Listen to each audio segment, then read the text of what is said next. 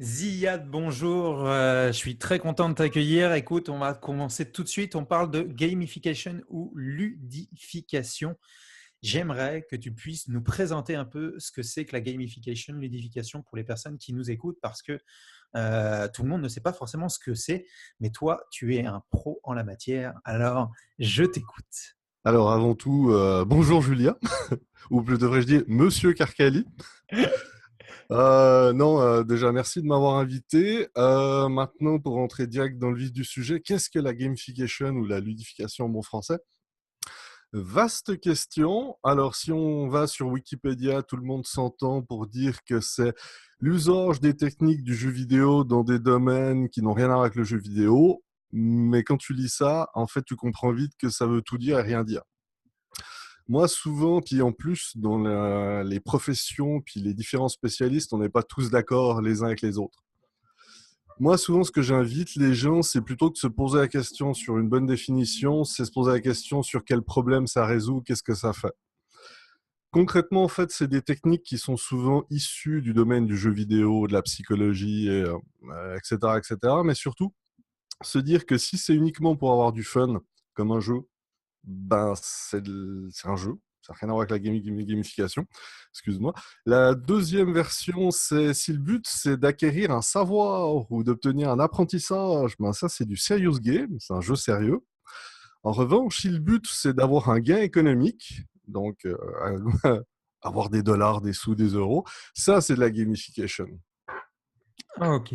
Donc, si tu as on dirait une finalité économique, qu'il soit un gain en termes de performance, une diminution de coûts, etc., ça, c'est de la gamification. D'accord. La Ça te- première fois dont on en avait dont tu avais Oui, parlé du excusez. sujet, on avait parlé notamment, enfin, tu m'avais donné l'exemple de Starbucks. Est-ce que Oui, tu peux, par exemple, pour illustrer un peu et donner vraiment un point de vue, un exemple important qu'est Starbucks, est-ce que tu pourrais nous en parler? oui.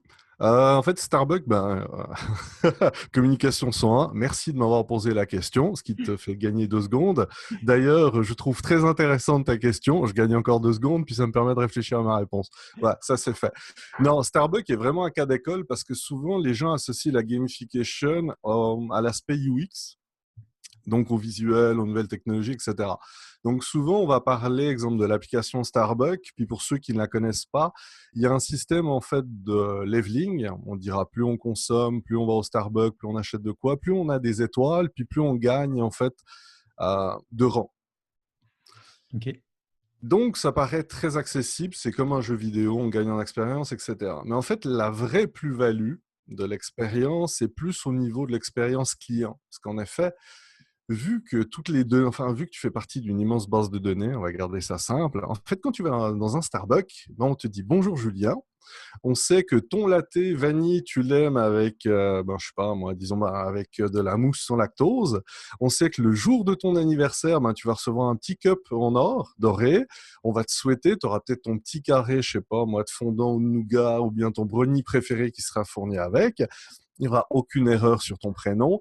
Bref, la véritable plus-value pour l'expérience utilisateur, c'est vraiment l'expérience client. C'était unique. Tes données sont utilisées pour que n'importe où dans le monde, à Bombay, Mumbai, Caroline, à Montréal, gardons ça simple, n'importe qui ait la même qualité de service. En revanche, la plus-value pour la compagnie Starbucks, souvent les gens pensent que c'est les datas. Mais en fait, la réalité, c'est que dans l'application Starbucks et dans le système économique, il y a plus d'argent là-dedans que tout le système de cartes de crédit canadien. C'est une pompe à argent phénoménale. C'était quoi? Il y a 5 ans, il y avait 20 dollars US en permanence sur une appli en moyenne. Ok. Oui, ça représente, oui. Ça représente des millions, voire des milliards de dollars. Exactement. Je veux dire, si vous êtes banquier ou si vous touchez à la finance, là, normalement, il y a des trucs qui doivent. C'est bon, c'est des choses qu'on aime. Ok. Et toi, aujourd'hui, donc, tu t'occupes de créer des jeux pour des compagnies comme Starbucks et autres. Euh, comment ça se traduit pour toi dans tes projets? Qu'est-ce que toi, tu fais? Alors en fait, moi j'agis, ouais, j'ai 3 axes où j'agis. Soit j'agis en fait uniquement en tant que formateur, où je travaille avec les designers internes, où c'est qu'en fait je les forme à une bonne gamification, à ce que c'est. Puis en fait, je fais du transfert de savoir quels sont les bons outils, comment on fonctionne. Puis c'est complémentaire au UI, au UX, à la communication traditionnelle, à tout ce qui est gestion des biais culturels, etc. L'autre version, qui est bien plus proche du designer, voire même du game designer, c'est effectivement, là, je conçois avec les équipes internes ou tout seul, justement, l'expérience en elle-même. Qu'est-ce qu'on fait? Qu'est-ce qui se passe? Du moment que j'ai décidé que j'allais utiliser cette application, où c'est que je veux amener l'utilisateur? Puis où c'est qu'il aura du fun, puis comment il va avoir du fun, puis selon son profil, euh, les gens sont pour ou contre les personas, mais à date, on les utilise encore. J'aime souvent comparer ça aux jeux vidéo parce que c'est assez proche. Quand tu bâtis un jeu vidéo, une expérience, ton but, c'est d'amener le joueur jusqu'à la fin de ton jeu. La difficulté, c'est un, qui continue à utiliser le jeu, deux, qui fasse exactement ce que tu veuilles, trois, que tu aies envisagé, prévu tout ce qu'il pourrait faire que tu n'as pas prévu pour le remettre dans le droit chemin. Et surtout quatre, qu'à chaque fois qu'il l'éteigne, tu lui donnes envie de revenir. Et à date, je veux dire, on y est souvent avec le jeu vidéo parce qu'on a encore cette version comme quoi c'est pas sérieux, mais ça reste l'industrie qui rapporte le plus, qui est la plus animée. Et c'est beaucoup plus efficace, tu sais, veut pas, que n'importe quelle publicité virale, n'importe quel buzz qu'on a éphémère sur les réseaux sociaux, ou n'importe quoi qu'on pourrait, je sais pas, moi, tiens, on parlait de shooter il y a quelques temps, c'est le meilleur cocktail qu'on pourrait faire. Ah ouais, on se dit tout, hein, 100% transparent. Ah oui, d'accord. Tout passe sur le podcast. Ah, c'est sûr. D'accord. Et tu parlais d'expérience d'outils. Quels outils, toi, tu utilises pour ça? Alors, je parle plutôt pas les outils que tu utilises pour Oui. travailler toi, mais peut-être plus pour recueillir des données et puis pour savoir quel impact tu as auprès des utilisateurs. Là-dessus, il y a une double question dans ta question. Déjà, Oui. on travaille souvent avec, je vais dire, les outils classiques. Tu sais, je parle souvent du persona. Oui. Surtout, mais quel est le type de profil d'utilisateur? Nous, souvent, on parle de joueur, mais ça reste un utilisateur. Nous, on va souvent rajouter aussi la gestion des biais culturels et cognitifs. Il y a une chose qu'il faut aussi, j'en profite. Souvent, les gens associent la gamification à un aspect, disons, très cosmétique, très design. Mais en fait, nous, on travaille énormément sur le comportement de l'être humain. Donc, on est très rattaché justement aux biais, je le répéterai souvent, biais cognitifs, biais culturels, les aspects psychologiques, psychomoteurs, etc., etc. Donc, on prend vraiment dans la globalité comment l'être humain fonctionne, quelles sont les mécaniques de base qu'on a sociales, personnelles. Et je te dirais qu'on va aussi très profond, tu sais, on va pas, je donne deux exemples, on va pas s'arrêter à John, 34 ans, caucasien, habitant, je sais pas moi, le plateau. Tu sais, il y aura un 4,5, 3 enfants, etc. Non, non, nous, on va surtout, tu sais, c'est l'aspect psychologique. OK, qu'est-ce qu'il fait dans la vie? Comment il fonctionne? Est-ce qu'il est droitier, gaucher? Quelles sont ses habitudes de vie? Est-ce qu'il lit beaucoup, pas beaucoup? Est-ce qu'il a telle problématique? Ce qui nous permet aussi de faire des expériences, des fois, pour des cas qui sont très, très précis, simplement d'handicap lourd. OK.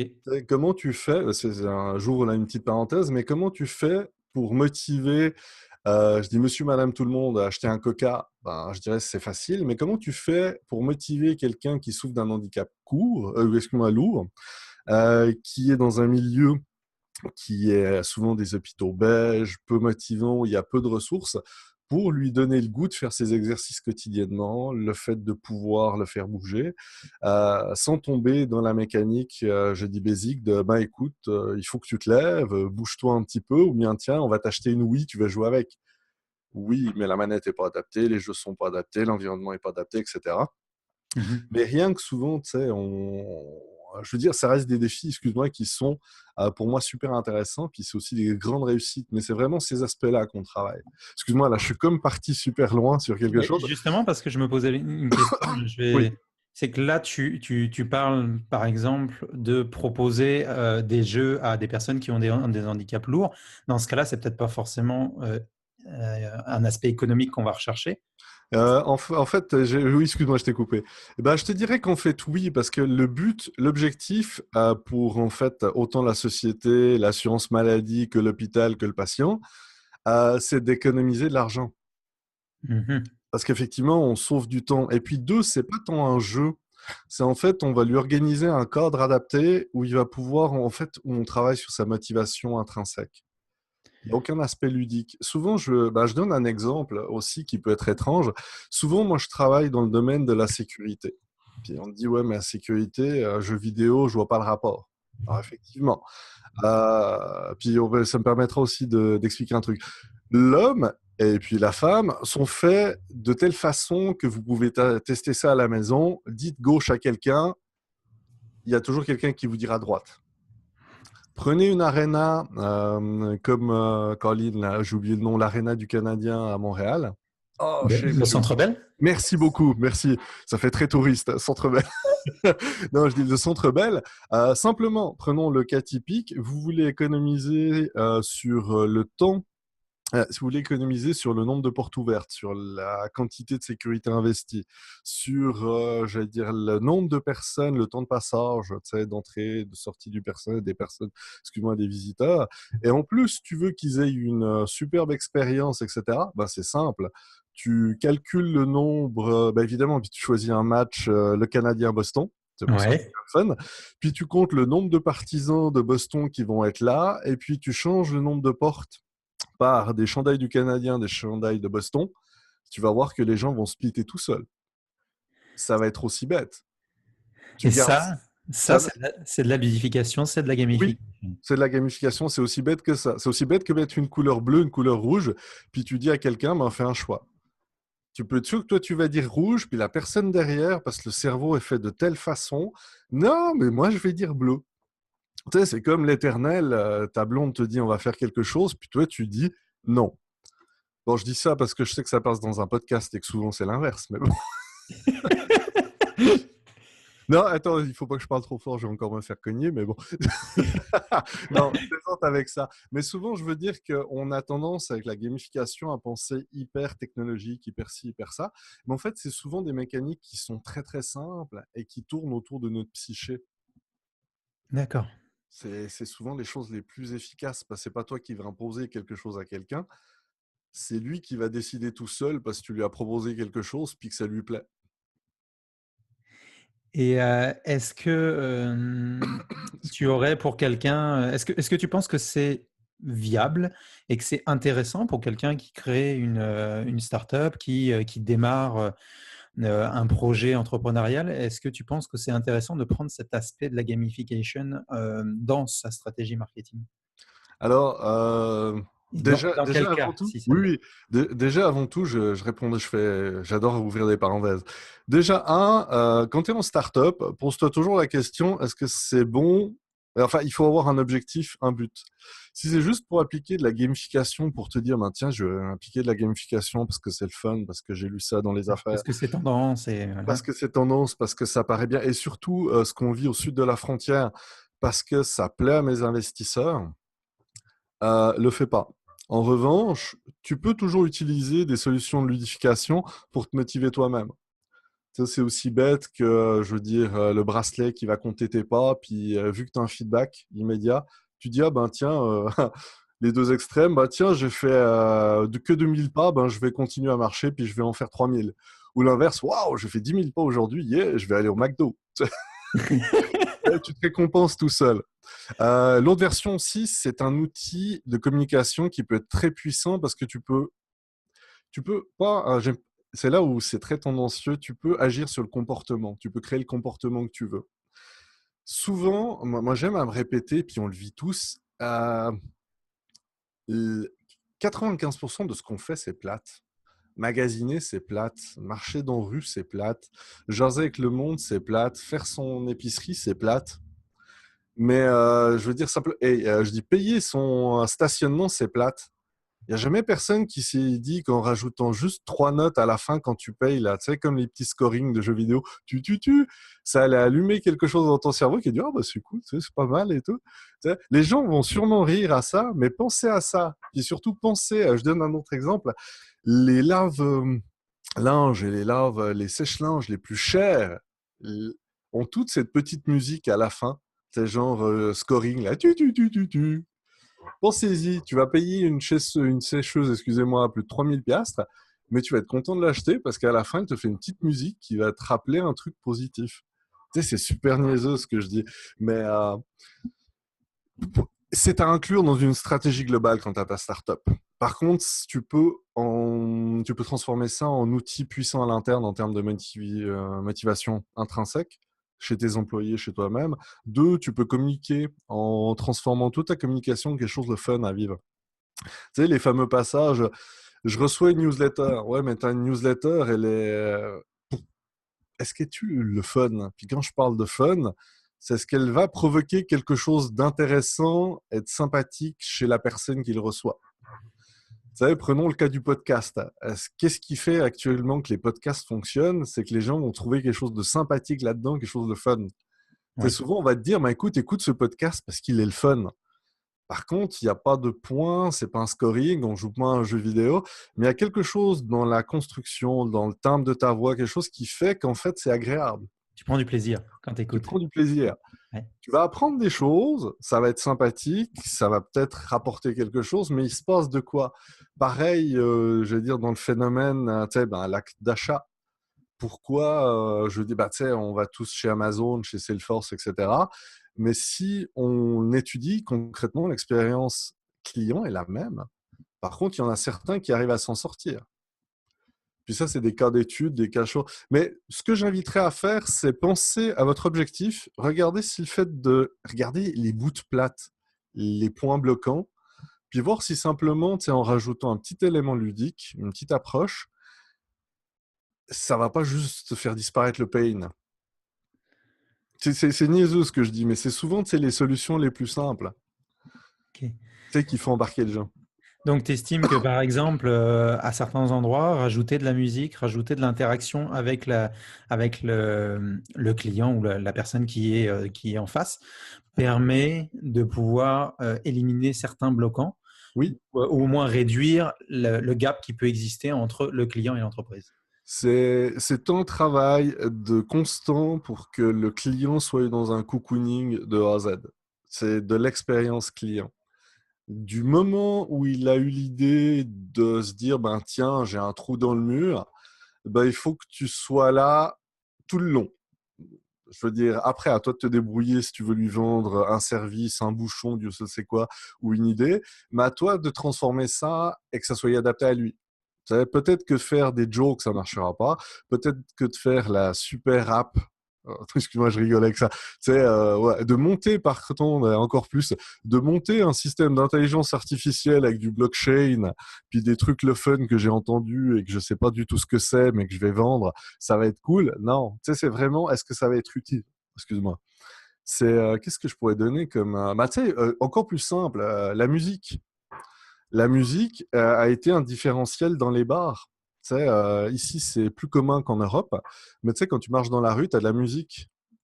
Et selon la musique qui te plaît, c'est ça qui va être ton premier signal pour Ouais, rentrer dans un bar. exact. Exact. C'est bête. Par contre, c'est pas un signal qui marche sur tout le monde. Ça va marcher sur tel profil. Et, À toi de savoir si c'est eux que tu veux dans ton bar. est-ce que tu proposes justement des tests? Est-ce que tu fais des tests de, bah, tiens, cette personne-là, enfin, je vais un jour proposer ou à un moment donné de la journée proposer de la musique à Oui. une autre catégorie de population, je vais lui proposer un jeu, à une autre catégorisation, oh, pardon, catégorie de la population, je vais lui proposer encore autre chose. Est-ce que vous faites régulièrement des tests comme ça pour prouver un peu bah, les idées et comment dire les hypothèses que vous avez, et puis à partir de ce moment-là vous commencez à bâtir notamment et bâtir, je dirais même perfectionner votre persona. Alors, merci de m'avoir posé la question, pour ceux qui se rappelleront le début du podcast. Non, très sérieusement, oui, on est féru de data, même un peu trop. On travaille, c'est pour ça qu'au début, on travaille énormément nos personas, les aspects psychés pour toucher, puis surtout, après, on travaille en itération continue. Tu sais, on va tourner autour de la musique ou de la mélodie. Est-ce que ça a provoqué l'effet escompté? Oui, non. pourquoi ça ne l'a pas effectué? Est-ce que l'échantillonnage était suffisant? Est-ce que c'était parce que c'était pas la bonne musique, etc. On travaille aussi très très près du client. Puis ça marche aussi pour n'importe quelle startup ou n'importe qui se Clairement. lance.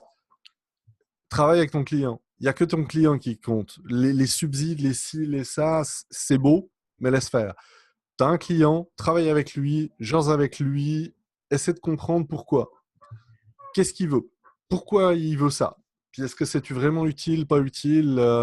Et comment lui le proposer? Puis après, il y a la rationalité. Tu sais, je sais pas moi, il veut une planche en or avec des rubis. Si c'est Joe Louis, on va attendre.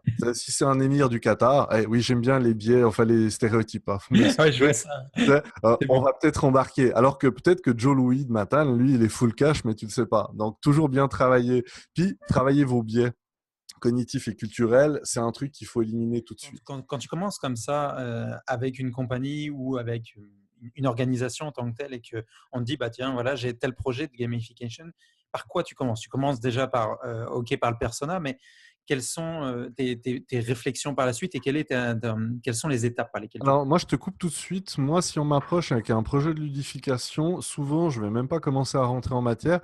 Je focalise sur quel est votre objectif économique. Tu sais, je rigole souvent avec ça, mais il y a des gens qui viennent me voir pour faire des jeux vidéo, il y a des gens qui viennent pour moi pour faire un projet de gamification. J'aimerais que tu me fasses des badges. Ouais, bah, je peux te faire des badges, mais est-ce que ça va vraiment servir, je sais pas, exemple, l'augmentation de ta clientèle? Est-ce que ça va augmenter l'augmentation de tes ventes, la diminution des coûts? Je sais pas, la gestion des déchets de ta ville, un meilleur transit, etc. Non, mon premier truc, puis c'est très cartésien, c'est avant tout quel est ton avantage économique? Quel est ton but économique derrière ça? Faire de l'argent, sauver de l'argent, voire autre chose, ça peut être de la performance pure. Le deuxième, après, c'est vraiment est-ce que ça fit avec l'organisation? Quand je dis l'organisation, quelle est la taille? Est-ce que le travail est pertinent? Est-ce qu'il y a une plus-value à amener de la gamification? C'est réellement. Puis ça, je suis très transparent là-dessus. Bah, tu commences à t'en rendre compte, Julien. Mais peut-être que la gamification, c'est la fausse bonne idée. Surtout Mm. qu'aujourd'hui, les gens s'attendent à des badges, des ci, des ça. Moi, je peux donner deux exemples. J'ai travaillé avec une certaine ville aux États-Unis où leur problématique, c'était baisser les coûts d'assurance. Parce qu'on sait qu'aux États-Unis, ils mangent tous des salades, puis ils sont tous équilibrés. Simplement qu'en fait, ils voulaient diminuer. Non, mais il y avait une charge qui était importante. Puis ils voulaient un système de badge gamifié avec des jeux pour que les gens commencent à faire du sport. En fait, l'approche a été, en fait, votre problématique, c'est que les gens ne bougent pas assez. Enfin, tu sais, ils n'ont pas d'activité physique, etc. Puis vous voulez que je vous monte un moteur spécialisé pour ça. Ben écoutez, le vrai problème, c'est que vous voulez baisser vos coûts.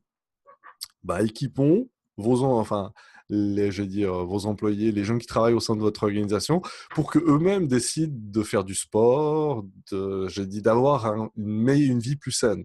Ben, simplement, en fait, on a mis à disposition tous les outils gratuits, tu sais, les applications mobiles, les forums, les sites. On a juste retravaillé un peu leur intranet pour mettre les organismes ensemble. Puis on a acheté 3 coupes, genre Dolorama.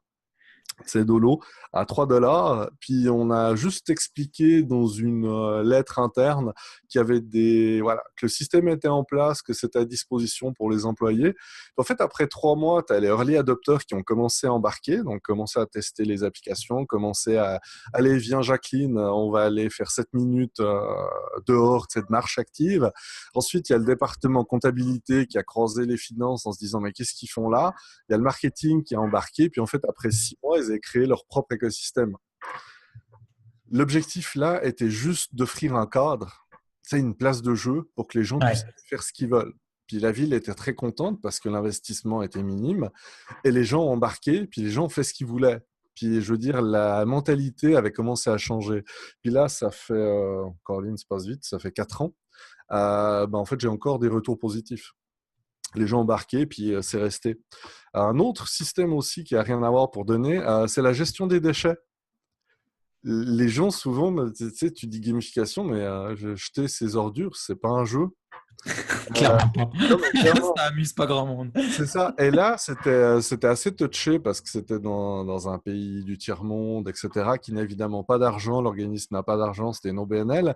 Et ils n'ont pas les infrastructures. Donc, on n'est pas dans des systèmes comme on a pu voir de poubelles qui te parlent, de systèmes de scoring.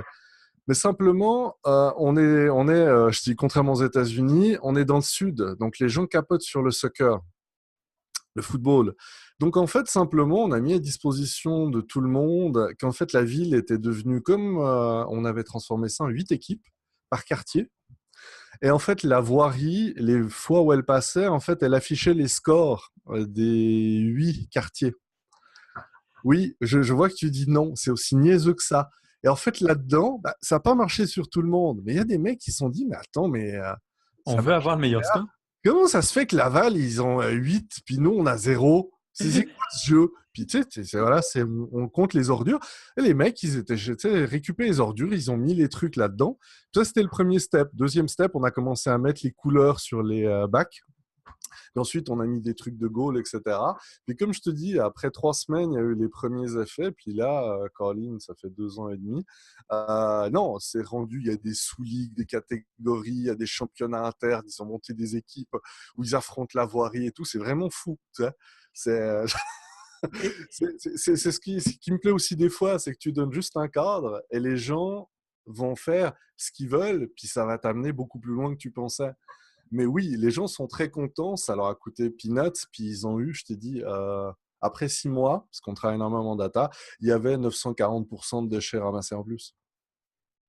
Où est-ce Ah que ouais, tu vas chercher toutes tes idées? j'allais dire une grosse bêtise que je ne peux pas dire en ondes. Donc, placez là la bêtise que vous auriez dit que vous n'auriez pas pu citer.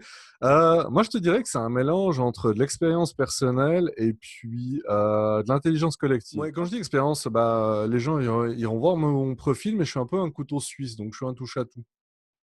Donc, je suis autant un créatif qu'un cartésien, qu'un côté très allemand, très carré, qui arrive à l'heure, qui pense carré, etc. Qu'un côté un peu plus, on dira, du sud, j'arrive un peu en retard, la musique, etc. Non, je niaise beaucoup avec ça, mais ça met des images fortes dans la tête des gens. Ça, c'est le communication son 1, chapitre 3. Et surtout, tu sais, j'ai travaillé avec des petites PME, avec des grosses organisations. Tu sais, j'ai piloté un paquebot où il faut, où tu dois payer, pardon, chaque département paye son stylo, où tu dois tout calculer 10 ans à l'avance, puis tout le monde sait que ça marche pas. Mais on a toujours fait comme ça. Versus la super start-up qui est dans une zone hyper compétitive où l'idée que tu as eue, tout le monde l'a eue, mais toi, il faut que tu trouves une idée encore plus haute avant même que l'autre et que tu la lances déjà. C'est assez la folie. Et simplement aussi la curiosité. C'est super important de toujours regarder ce que le monde fait. Puis quand je dis le monde, c'est la globalité. Tu sais, je suis assez content. Enfin, c'est toujours un travail qu'on fait tous, c'est être ouvert aux autres, etc. Mais tu sais, mon réseau est sur les 5 continents. Je discute avec des gens dont j'ai pas forcément une bonne maîtrise culturelle. Ok. Mais par contre, j'y vais dans l'intention. Ben écoute, moi l'Inde, je connais pas. Je Bon, veux je sais connaître. qu'il y a différentes ethnies, je sais que vous pensez normalement comme ça et tout. Souvent, le gars te dit non, on pense pas comme ça, il n'y a pas différentes ethnies, qu'est-ce que tu me veux, etc. Non, c'est juste, tu sais, c'est des échanges d'informations. Tu sais, lui, je vais lui transmettre du savoir, lui va me transmettre du savoir. Et souvent, l'intelligence collective, tu sais, souvent, tu vas débarquer dans des milieux où ils sont tous soit plus intelligents que toi, soit ils savent tous de quoi ils parlent, et puis surtout, ils baignent là-dedans. Alors, certains vont rester scotchés sur le monde du jeu vidéo.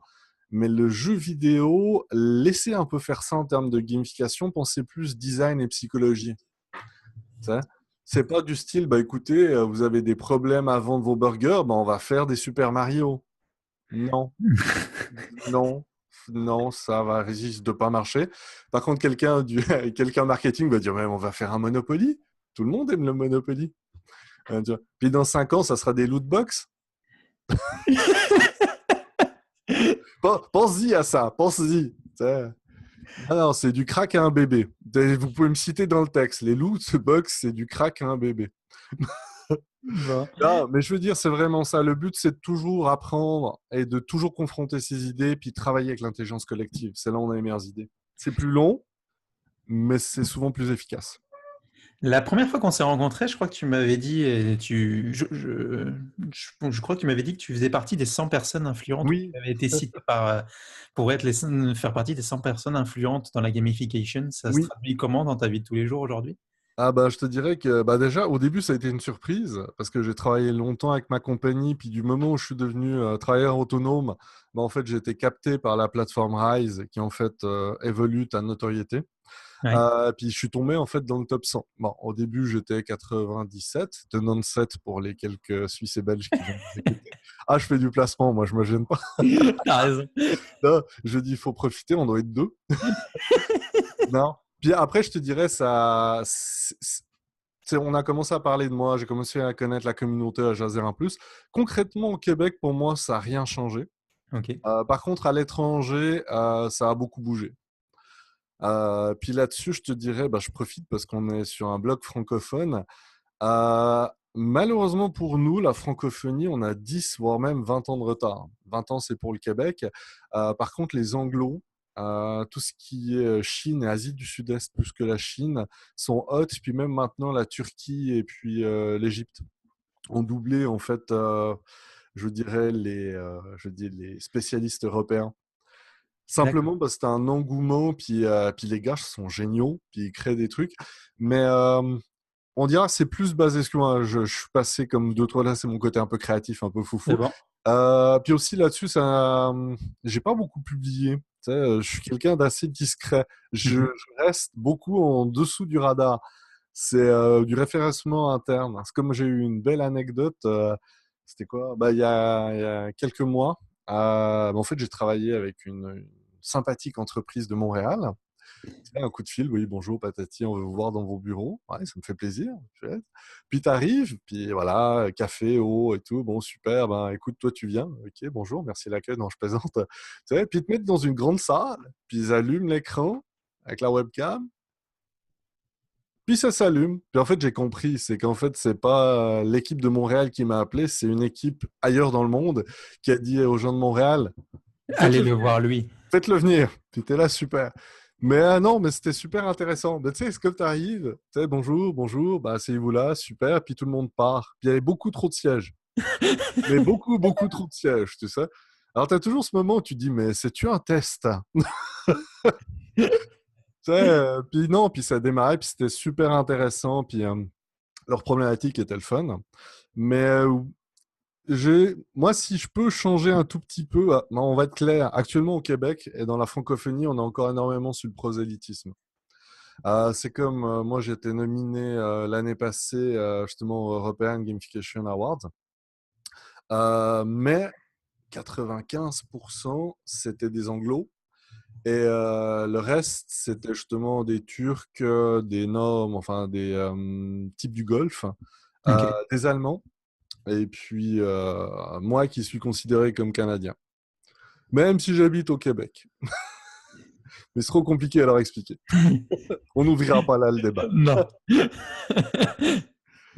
Et Excuse. petite question, Petite, hein, la question. ouais, petite parce que de toute façon, on va plus ou moins terminer là-dessus. Oui, Sur la gamification, j'aurais deux questions flash à te poser derrière.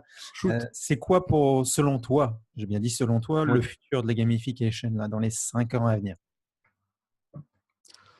Euh, le futur. Alors, je dirais que pour les pays en voie de développement, ça va être la révolution. Quand je dis révolution, c'est eux vont pas faire des badges, ils vont pas faire des points, eux ont bypassé cette idée-là. Ouais. Donc, ça va vraiment être dans c'est des choses un peu inattendues. Tu sais, comme je te disais, tu vas avoir une porte rouge, une porte, tu vas avoir un container de couleur, tu as une poubelle qui va te parler, Ah tu as un ouais. bus qui va avoir une énigme, puis ça va t'envoyer dans un truc auquel tu n'as jamais pensé, etc. Pour les États-Unis, ça va être beaucoup plus discret, comme je te disais. Ça va être surtout, on dira, des signaux. Comment on appelle ça? J'ai comme un blanc, mais c'est pas grave.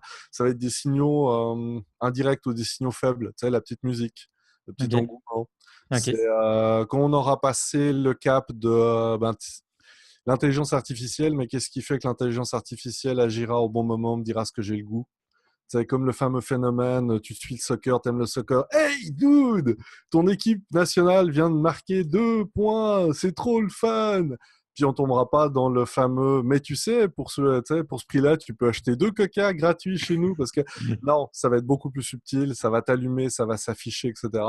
Après, pour la francophonie, je te dirais qu'on va rester encore ces 5 prochaines années, malheureusement, dans une idée de points, de badges, de tableaux, parce que Donc les encore en gens, retrait, quoi. c'est ça, les gens restent. Mais n'hésitez pas à me donner tort. J'adore avoir tort. Superbe. Bon, bah écoute, merci Ziad. Je vais te poser deux petites questions. Encore une fois, des petites, hein. Oui, on Euh, aime ça. euh, parce que voilà, elles amènent souvent sur des grandes questions après, donc j'aime bien les petites questions d'abord. Vous avez 2 heures, quoi. C'est ça. Première question pour toi. Quel achat récent a fait avancer concrètement ta vie ces 6 derniers mois? Alors, c'est pas un achat, c'est un cadeau qu'on m'a fait. Ok, pas pareil. J'insiste, hein, c'est un gros placement de produit. J'ai reçu simplement une montre connectée, un bracelet connecté. Par contre, pas un de ces bracelets qui te donne les courriels, etc. Non, c'est vraiment le basic qui me donne le nombre de pas. Ouais. Je dis battement de cœur, vraiment les basiques. Mais simplement parce qu'en fait, ça m'a donné le minimum pour me faire passer à l'action. Tu sais, quand je te parlais du nombre de pas. Oui, oui, c'est ça, tu as parlé de... Je veux dire, c'est tout bête, mais en fait, puis surtout, tu sais, quand tu es designer, c'est des gros drapeaux rouges. Puis tu dis, ah ouais, mais je connais ces mécaniques, mais c'est que ça marche. Donc c'est vraiment tout bête. Ça m'a donné le minimum de feedback dont j'avais besoin pour que le Ziad il passe à l'acte, puis il commence à courir, il commence à se dire, ah ben tiens, là je suis moins essoufflé. Ah ben tiens, si je marche encore 300 pas, il y a un team, j'ai le droit de me gâter. D'accord. Donc ça a été le cadeau qui t'a permis aujourd'hui de passer un peu plus à l'action. Oui, c'est tout bête. Super. Ah oui. Deuxième question que j'ai pour toi, 3 livres que tu recommandes le plus ou que tu as le plus offert. Alors, livre, en fait, il y en a. Bah, ça va être intéressant. Le premier, c'est tout bête, c'est L'art subtil de s'en foutre, un guide à contre-courant de Mark Manson. C'est Ok. tout bête, mais en fait, j'adore ce livre. Soit tu le lis d'une traite, soit tu le lis par petits bouts, mais je trouve ça génial. Puis je te dirais que ça parle à tout le monde. C'est vraiment le fun à lire. Puis c'est plus intelligent, puis le langage est accessible. Le deuxième qui fait vraiment forcer, j'ai pas écrit de livre, mais achetez-le. Mais je conseillerais la gamification ou l'art d'utiliser les mécanismes du jeu dans votre business de Clément Multin, Ok. qui est en fait un Français. Il a quelques années, mais par contre, ce qui est le fun, c'est que c'est aussi plein de petites recettes de cuisine vulgarisées. Donc n'importe qui peut les utiliser. Tu n'es pas obligé de tout utiliser, tu peux utiliser que des petits bouts. Puis pour tous ceux qui ne peuvent pas se les acheter, n'oubliez pas qu'on les trouve en bibliothèque. Bien Puis dit. le troisième livre, ça j'avoue que j'ai un peu réfléchi à ça. Je vous dirais n'importe quel livre qui peut vous déstabiliser ou vous faire apprendre quelque chose. Si une fois vous tombez sur un livre et vous dites oh Moses, qu'est-ce que c'est ça? C'est jamais je lirai une chose, lisez-le. C'est tout bête, mais on en trouvera tous un. Et à mon avis, c'est le meilleur conseil que je puisse donner des trois. J'aime beaucoup l'idée. C'est Euh, gratuit. ah bah c'est Ah superbe non, non, parce que c'est pas ça qu'on m'a dit de dire. Non, facture 52 ans. non, mais complètement. En plus, pour rebondir très rapidement et pour raconter une petite histoire personnelle, Oui, j'étais à la bibliothèque justement tout à l'heure et pour la première fois, je me suis baladé dans les rangs sans savoir quoi prendre et en me disant bah tiens, je vais prendre ce qui m'intéresse. Et je suis tombé sur 2 livres excellents. Je pourrais pas citer les noms parce que j'ai pas regardé, mais 2 livres, je pense, qui vont être très sympathiques à lire et qui vont m'apporter beaucoup. Donc, c'est exactement ça. Je rebondis parce que c'est exact, c'est vrai. Les livres, bon, là, dans mon cas, c'est plus des livres que j'ai envie de lire, oui, mais malgré tout, des livres, des choses pour lesquelles on va un peu à contre-courant, ouais. fait d'habitude, et bien justement, c'est là où des fois il faut un peu aller parce que ça permet notamment de développer la créativité puis de développer tout un tas de compétences qu'on peut avoir. C'est Donc, aussi simple que ça. bravo, ouais, c'est la première fois qu'on me dit ça. Mais j'aime Alors, beaucoup. il y a une once de second degré pour ceux qui ne le maîtrisent pas trop, mais souvent quand on me dit ça, je dis désolé. Excusez-moi, je ne le ferai plus. Je vais quitter mon chez moi, puis je vais aller m'excuser auprès des voisins. Désolé. Alors, moi, je vais te dire franchement, t'excuses pas. Puis surtout, reviens-nous avec ce genre de référence et ce genre d'anecdote, ça me plaît. Alors, si ça plaît à Monsieur Kerkali, c'est bon. J'ai fait quelque chose en 2018. Merci, monsieur. Merci Ziad. Bah, écoute, je te laisse le mot de la fin et puis je te remercie d'avoir été présent avec moi aujourd'hui pour parler gamification, ludification. Et puis, sache-le, tu es le bienvenu quand tu veux. Alors moi, j'en profite avant tout pour remercier les gens qui auront investi quelques minutes de leur temps pour nous écouter. On n'a pas travaillé pour ça, mais aussi le résultat. Et puis surtout, je voulais te remercier parce que je t'ai fait beaucoup de compliments en off sur la qualité je veux dire, de ton travail, j'aime pas ce mot-là, qualité de ton podcast, parce qu'on sait qu'un podcast, ça se fait comme ça, là, comme une vidéo YouTube. Oui, tout à fait. Mais sincèrement, non, moi j'ai regardé, je te suis un petit peu depuis le début. C'est excellent ce que tu proposes, continue. Et puis, les gens, hein, on va casser, partager ces podcasts, c'est à découvrir. Souvent, je te fais la comparaison à un certain qui a 2-3 ans d'avance, mais je te dis, tu es largement du niveau de Nouvelle École et continue. Tu C'est fais gentil. partie des bons. Non, c'est gratuit. Tu me flattes beaucoup ce soir. Ça va faire. Je vais être obligé de. Non, Je non, sais pas, non, d'aller non, non. chercher des mouchoirs, quelque chose là, parce C'est que. ça. Bah écoute, tu vas t'excuser. Merci beaucoup Désolé. Ziad. Puis je te dis à la prochaine. Salut Julien. Bye. Bye.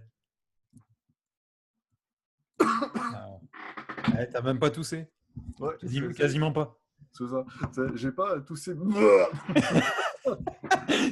Non, t'as fait ça bien. Attends, je vais juste